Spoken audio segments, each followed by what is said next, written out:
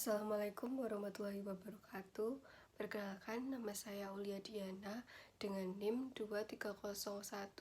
230121600614 dari offering C.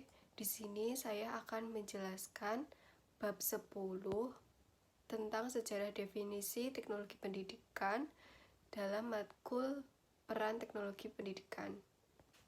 Dalam bab ini terbagi menjadi beberapa subbab, yaitu perkenalan, definisi 1963, definisi 1972, definisi 1977, definisi 1994, dan definisi saat ini. Dalam video ini, saya akan menjelaskan tentang perkenalan dan definisi 1963. Tujuan bab ini adalah untuk memberikan konteks sejarah dari definisi teknologi pendidikan. Dalam bab ini akan dilakukan dalam beberapa tahap. Pertama, kami akan meninjau tujuan utama dan pertimbangan untuk mendefinisikan apa itu teknologi pendidikan. Kemudian, kita akan meninjau masing-masing dari 4 definisi sebelumnya. Dengan memberikan perhatian khusus pada konsep-konsep utama yang ada dalam setiap definisi, kami akan memeriksa konteks dan alasan keputusan yang dibuat mengenai masing-masing konsep utama ini. Kami juga akan menyajikan beberapa kritik historis terhadap definisi yang memberikan dorongan untuk mengubah definisi tersebut. Kriteria dan tujuan pembuatan definisi telah dibahas pada saat penulisan definisi pada tahun 1963. Jadi, kita akan membahas tentang definisi dalam beberapa tahun dan alasan kenapa definisi tersebut dirubah. Definisi yang memuaskan mengenai teknologi pendidikan akan memungkinkan kita menemukan landasan bersama yang akan diikuti oleh individu tertentu di lembaga tertentu. Penelitian harus mengedepankan cakrawala masa depan untuk memungkinkan berbagai pola dapat dirancang dalam hal pemahaman yang jelas tentang teknologi pendidikan. Pengawas sekolah meminta kriteria personel baru diperlukan dalam berbagai tahap perbaikan pembelajaran. Lembaga pendidikan guru memerlukan bantuan dalam merencanakan kursus untuk pengajaran pra-pelayanan dan dalam pelayanan yang akan memberikan keterampilan dan pemahaman yang akan diperlukan di ruang kelas di masa depan.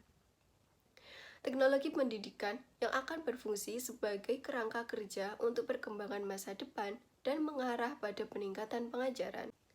Mereka yang terlibat dalam definisi tahun 1963 jelas percaya bahwa ada banyak hal yang perlu dipertimbangkan ketika mendefinisikan teknologi pendidikan. Atau dengan kata lain, adanya definisi seperti itu akan mempunyai konsekuensi yang luas, terkadang dengan implikasi yang mungkin tidak diinginkan oleh penulisnya. Mengakui hal ini membuka pintu bagi kritik terhadap definisi dan tujuan yang dikutip untuk mendefinisikan ulang teknologi pendidikan. Definisi 1963. Dalam definisi ini, Kepemimpinan Asosiasi Komunikasi dan Teknologi Pendidikan AECT mengakui definisi komunikasi audiovisual tahun 1963 sebagai definisi formal pertama dari teknologi pendidikan. Definisi ini yang pertama dari serangkaian 4 definisi resmi yang disetujui, dikembangkan oleh Komisi Definisi dan Terminologi Departemen Pengajaran Audio Visual atau DAVI dari Asosiasi Pendidikan Nasional dan didukung oleh Proyek Pengembangan Teknologi TDP. Pada tahun 1963, komunikasi audiovisual adalah label yang digunakan untuk menggambarkan bidang yang berkembang dari gerakan pendidikan audiovisual ke teknologi pendidikan. Komunikasi audiovisual adalah cabang teori dan praktik pendidikan yang berkaitan dengan desain dan penggunaan pesan yang mengontrol proses pembelajaran. Hal ini mengenai 1. Studi tentang kekuatan dan kelemahan yang unik dan relatif dari pesan-pesan bergambar dan non-representasional yang dapat digunakan dalam proses pembelajaran untuk tujuan apapun. Yang kedua, penataan dan sistemasi pesan oleh manusia dan instrumen dalam lingkungan pendidikan. Tujuan praktisnya adalah pemanfaatan secara efisien setiap metode dan media komunikasi yang dapat berkontribusi pada pengembangan potensi peserta didik sepenuhnya. Catatan yang dimasukkan sebagai bagian dari definisi ini berbunyi, label komunikasi audiovisual digunakan saat ini sebagai suatu cara. Sebutan lain dapat berkembang, dan jika demikian, maka harus diganti. Ada 3 pergeseran konseptual utama yang berkontribusi pada perumusan definisi teknologi pendidikan sebagai sebuah teori. Yang pertama, penggunaan konsep proses daripada konsep produk. Yang kedua, penggunaan istilah pesan dan instrumentasi media daripada bahan dan mesin. Yang ketiga, pengenalan unsur-unsur tertentu dalam teori pembelajaran dan teori komunikasi. Pemahaman ketiga gagasan tersebut dan dampaknya satu sama lain sangat penting untuk memahami gagasan teknologi pendidikan pada tahun 1963. Konsepsi teknologi bidang audio visual memerlukan penekanan pada proses karena membuat konsep produk tradisional di bidang teknologi pendidikan tidak dapat dipertahankan. Komunikasi berpendapat bahwa bahan dan mesin adalah benda atau produk dan memilih untuk tidak menggunakan istilah-istilah tersebut dalam definisinya. Sebaliknya, komisi menggunakan istilah tersebut menjadi pesan dan instrumen. Komisi selanjutnya berpendapat bahwa material dan mesin merupakan elemen yang saling bergantungan.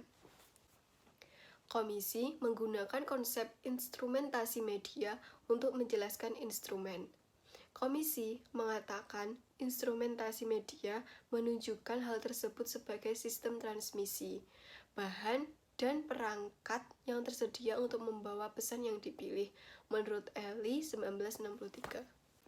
Komisi mengintegrasikan teori pembelajaran dan teori komunikasi dengan mengidentifikasi dan menggabungkan dua sistem yang mendasar dalam pandangan proses di lapangan, yaitu sistem komunikan pembelajaran dan sistem komunikan pendidikan. Kedua sistem ini menggunakan konsep dan teori pembelajaran dan komunikasi yang menggambarkan dan menentukan peran individu yang terlibat dalam penggunaan sistem ini. Doktrin mendasar yang dikemukakan oleh para penulis definisi pertama adalah bahwa pendidikan merupakan cabang teori dan praktik pendidikan. Kata teori sangat penting dalam definisi ini karena ia mempunyai tempat khusus dalam sejarah bidang audiovisual. Karena status yang diberikannya pada bidang tersebut, dan karena harapan akan adanya penelitian lebih lanjut yang dapat mempengaruhi evolusi teori itu. Definisi tahun 1963 sangat dipengaruhi oleh 6 karakteristik profesi dari James Finn 1953. Yang pertama adalah teknik intelektual. Yang kedua, penerapan teknik tersebut pada urusan praktis manusia. Yang ketiga, suatu periode pelatihan panjang yang diperlukan sebelum memasuki profesi. Yang keempat, perkumpulan para anggota profesi menjadi kelompok yang erat dengan kualitas komunikasi yang tinggi antar anggota. Yang kelima, serangkaian standar dan pernyataan etika yang ditegakkan. Yang keenam, kumpulan teori intelektual terorganisir yang terus-menerus diperluas melalui penelitian. Finn berpendapat jika teknologi pendidikan ingin menjadi sebuah profesi sejati, maka teknologi pendidikan harus melakukan penelitian dan pengembangannya sendiri dalam mengembangkan teorinya sendiri daripada meminjam dari disiplin ilmu yang lebih mapan seperti psikologi. Finn mengevaluasi bidang audiovisual berdasarkan masing-masing 6 karakteristik tadi dan menetapkan bahwa bidang audiovisual tidak memenuhi karakteristik paling mendasar, yaitu kumpulan teori dan penelitian intelektual yang terorganisir. Finn meletakkan bahwa dasar bidang audiovisual bermasalah karena kurangnya arahan teoritis. Finn mendedikasikan karirnya untuk memperbaiki kekurangan ini di lapangan dan dampak yang dihasilkan dari karyanya pada definisi tahun 1963 terlihat jelas. Definisi resmi pertama dari teknologi pendidikan dapat dipandang sebagai upaya untuk menyatukan sisa-sisa teori, teknik, dasar penelitian, akademis lainnya, dan sejarah yang terkandung dalam literatur audiovisual menjadi sebuah pernyataan logis yang penutup kesenjangan pada kemiskinan pemikiran. Di antara banyak faktor yang berkontribusi terhadap perkembangan pandangan proses teknologi pendidikan adalah dua keyakinan yang dianut oleh individu paling berpengaruh dan terkemuka yang terlibat dalam bidang audiovisual, yaitu pertama, bahwa teknologi pada dasarnya adalah sebuah proses. Yang kedua, bahwa komunikasi adalah sebuah proses. Pandangan konseptual tentang teknologi pendidikan sebagai cara berpikir dan proses ditetapkan oleh definisi tahun 1963. Maksud dari komisi yang menghasilkan definisi resmi pertama dari bidang tersebut adalah untuk mendefinisikan bidang teknologi pembelajaran yang lebih luas, yang menggabungkan aspek-aspek tertentu dari bidang audiovisual yang sudah ada. Tidak mengherankan, definisi 1963 menuai beberapa kritik karena diterapkan pada bidang yang sedang berkembang pada tahun 1960-an dan 1970-an. Donald Eddy mengamati bahwa penggunaan kata kontrol dalam definisi tahun 1963 merupakan masalah bagi banyak individu yang terlibat dengan teknologi pendidikan. Knowlton berpendapat bahwa kegagalan dalam memadukan bahasa definisi dan bahasa struktur konseptual dalam dasar pemikirannya mengakibatkan kurangnya kejelasan secara umum tentang konsep baru ini. Ketidakjelasan ini pada gilirannya menimbulkan kerancuan arah penelitian dan praktek di lapangan. Kurang dari 1 dekade kemudian, Robert Heinrich melihat perlunya mendefinisikan ulang bidang teknologi pendidikan karena dua alasan. Pertama, dia kritis terhadap komunikasi berdasarkan bahasa yang digunakan pada tahun 1963. Heinrich berpendapat bahwa bahasa ini terlalu rumit untuk ditafsirkan dan diterapkan oleh staf sekolah. Kedua, Heinrich berpendapat bahwa kekuasaan untuk membuat banyak keputusan mengenai penggunaan teknologi di sekolah harus ditransfer dari guru ke perencana kurikulum. Argumen Heinrich untuk mengubah definisi didasarkan pada keprihatinan linguistik dan perubahan evolusioner dalam fungsi para praktisi di lapangan. Kemudian dalam definisi baru, teknologi instruksional adalah cara sistematis untuk merancang, melaksanakan, dan mengevaluasi keseluruhan proses belajar dan mengajar dalam kaitannya dengan tujuan tertentu.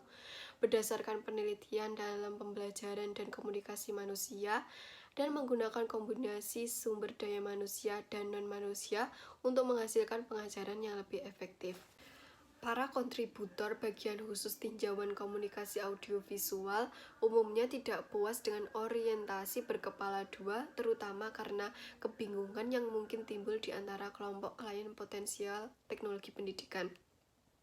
Mengingat diskusi dan perkembangan profesional ini, para profesional di bidangnya percaya bahwa definisi baru tentang teknologi pendidikan diperlukan.